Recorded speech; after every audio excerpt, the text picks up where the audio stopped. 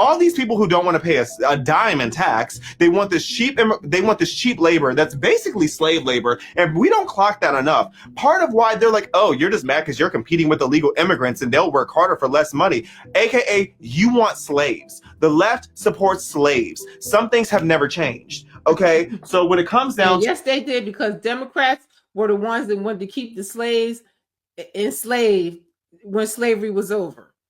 Democrats were the ones that did Jim Crow and all of that stuff. Any diabolical thing against people of color, Democrats were always responsible.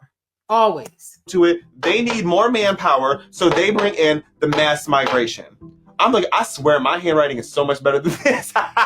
It looks like hieroglyphics up here. But y'all getting the point. Now, how do they do this? How do they do it all? How are they able to mass migrate? How are they able to get in power? How are they able to get this influence all over? I'll give you the answer.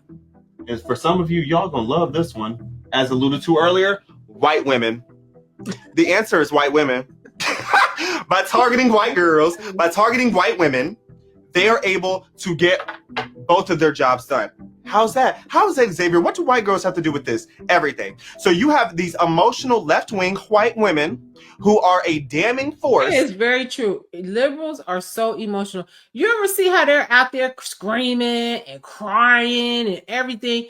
And for as terrible as they try to make people on the right seem, or the people that with the conservative values are, they don't act like that. They don't act like that.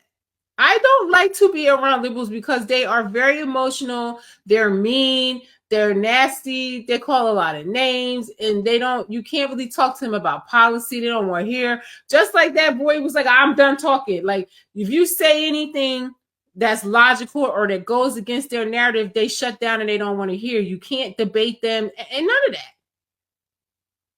that. They shut down. It's crazy. They just be too in their feelings about everything, and you can't even have a discussion.